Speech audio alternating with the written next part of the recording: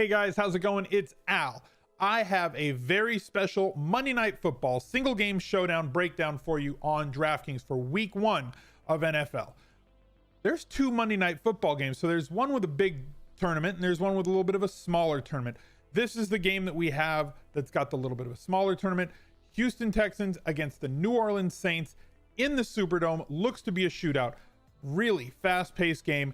Great players in this one. Deshaun Watson, Alvin Kamara, Hopkins, Drew Brees, Thomas, everybody that we can go get after, whether you're playing cash games or whether you're playing tournaments. Most people go and look at Showdown for tournaments. I think that is the better way to play it. Personally, I really don't attack cash games when it comes to the single game Showdown slates, but I know that people do. I think that there's a little bit too much variance in the single game format. I prefer it for tournaments only, and I play it for fun. You guys know from watching my videos that I play very seriously every single weekend on every main slate. I used to grind MLB and NBA and golf and college football and every sport under the sun in terms of DFS, but now I tend to focus mostly on NFL. And when I focus on NFL, it's main slate. I play cash games. I go after all the tournaments. I play high stakes. When it comes to these single game showdown slates, I tend to attack just the GPPs, and it's typically the low buy-in, large one, typically a $10 buy-in for these single game showdown slates. Now, the site that I use to help me build lineups is dailyroto.com. For those of you who don't know about it, go click on the link down below in the description. There is a 10% discount for you if you use those links, or if you use promo code SMIZLIFE at checkout. They do a great job with projections, great articles that are behind their paywall. They have a Slack that is attached to their membership so you can conversate with all of their writers and all their content producers. And in my opinion, a very easy to use optimizer that I have produced a lot of content around to help you build lineups. And Showdown comes down to building lineups around specific players and groups. So let's look at all the different players that are available on this slate to start. First of all, Deshaun Watson.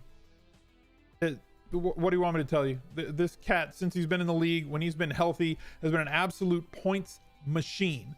No, he does not have the greatest offensive line. We know that, but that's baked into everything that we project for him anyway on a game in, game out basis. Deshaun Watson in this game, high total in this one. We're expecting a lot of scoring from both teams. Yes, the Saints are better defensively at home, but in a single game situation, you want to capture as much touchdown equity and as much touchdown upside as you can. Deshaun Watson allows you to have the ball in your hand every single time that you put him in there, whether it's in your captain spot or in your flex. Now, if you're going to play Deshaun Watson in your flex spot, we already know that more winners of tournaments come out of the running back and wide receiver position in the flex. They just have higher upside. You look at what happened yesterday in the main slate. Guys like Carson Wentz had a fantastic day, over 300 yards, 3 touchdown passes. He throws 2 of those to Djax, and Djax has a 40-point day where Carson Wentz has a 27-point day. Such is life in these daily fantasy streets. The wide receivers, the running backs have much higher upside for what they do, especially in full PPR, than do the quarterbacks. Quarterback scoring a little bit more muted. So I like to limit my exposure to quarterbacks in the captain spot, even though they project a little bit higher than the wide receivers and running backs. Their ceiling, that's their median projection. Their median projection will most certainly project higher than running backs or wide receivers or even tight ends in really great spots, right? High volume tight ends like Kittle or Kelsey or Ingram or guys like that.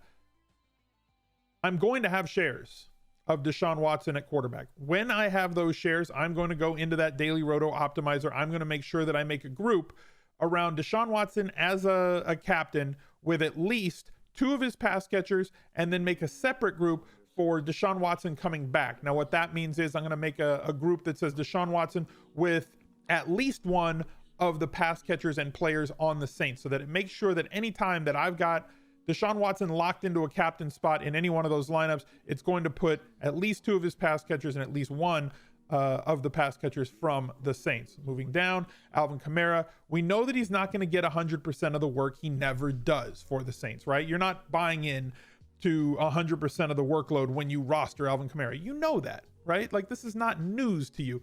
We're looking for 60 to 70% of the touches from the running backs when you're paying up for Alvin Kamara. 10.8 if you put him in your flex. What does he cost for captain?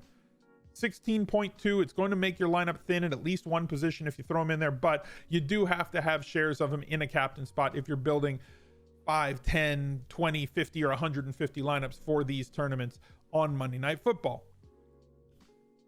With the volume that he has, with so much of that volume coming through the air, we're never going to get 25 carries out of Alvin Kamara. Now, we might have gotten close to that, right? We got like 19 in week 4 last year. He's not a 20 carry guy. That's just not his role on this team. But these targets are going to be extremely consistent, and his usage inside the red zone and inside the 10 and 5 yard lines specifically is what's going to keep his ceiling exceptionally high. He's a must play and can be paired with Drew Brees. I know a lot of people like to really trust the correlation matrix and not play a running back when they play a quarterback in the same lineup. Totally different scenario in single game showdown, and totally different scenario when you're getting wide receiver 2 usage in terms of target expectation and target market share from a running back attached to a quarterback. If I have Kamara in the captain spot, I'm probably going to have every one of my lineups that has that to have Drew Brees in this lineup, and probably going to have 2 other Saints in that lineup, as well as one more player from the other team to bring it back in case the game does shoot out. DeAndre Hopkins, I mean, what do you want me to tell you? Absolutely matchup proof. I know he's going to have a tough matchup with Lattimore. I'm not fading him. Again, grouping is going to be important. If you're playing him in a group and telling your optimizer what to do, be sure that you're pairing him with Watson. 100% of the lineups where you have Hopkins in the captain spot, you can sprinkle in whatever else you want, whether it's one of the players from the Saints or 2 of the players from the Saints. Either way is fine with me. Drew Brees, same situation as Deshaun Watson. Obviously, when we're grouping him, we're going to be grouping him with at least 2 of his pass catchers and at least 1 of the players that's on the Houston Texans. But I have to remind you of this. I want to limit my exposure to Captain Drew Brees or Captain Watson. I will have shares. I don't want to have 30 or 40% of either of those players because of the fact that 71% of the winning lineups last year in single game showdown had a running back or a wide receiver in the captain spot. So that's where my captains are going to come from. And Michael Thomas, obviously the other one that I'm going to have heavy shares of in the captain spot. You know that his catches are easily convertible, low ADOT, high catch rate, one of the best route runners in the league, some of the best hands in the league, has deep threat ability, has big play ability. Most of that comes on yards after catch because he's not targeted really far downfield. A couple of other guys that I think have captain possibility here. Somebody like Duke Johnson, new to the team, 7,200 in the flex. You're going to have to pay up to like 10.8 to get him. Also can be paired with Deshaun Watson for as heavy as his usage predicts to be in the passing game. Probably a 6 target guy on a week in, week out basis. That's fine at the running back spot.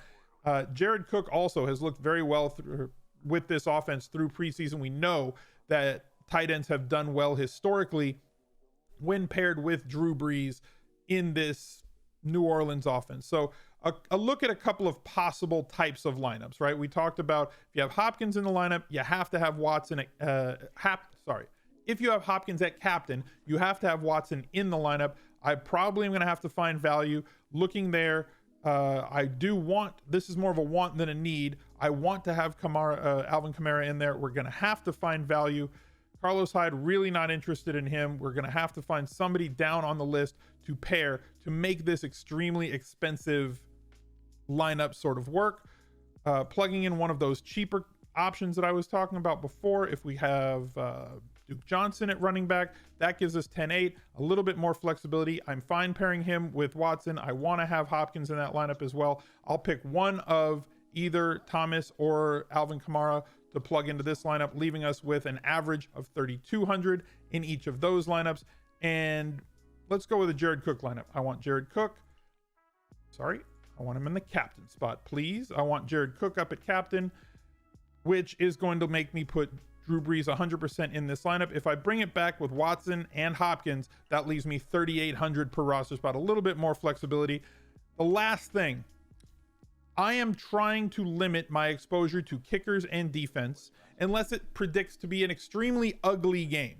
A game with a total of like 35, which will happen in these island games, typically on Thursday nights, sometimes on Sunday night. Monday Night Football usually has a more offensive outlook than the Thursday night games. The bad matchups tend to get shoved to Thursday night because every team needs to have a prime time game at some point during the season. So I'm going to limit to one of the kickers or defenses. Let's plug in a kicker here. That leaves us 4,200. You can pick a cheap option in Latavius Murray and hope for a short yardage touchdown, as he should fill that Mark Ingram role for the Saints from the past couple of years. So thank you guys for joining. I appreciate you guys being here once again. This is the first of 2 Monday Night Football videos that we're going to have for week 1 of NFL on DraftKings. If you would be so kind, click that like button on this video, subscribe to the channel, ring the notifications bell, and we will see you next time. Bye.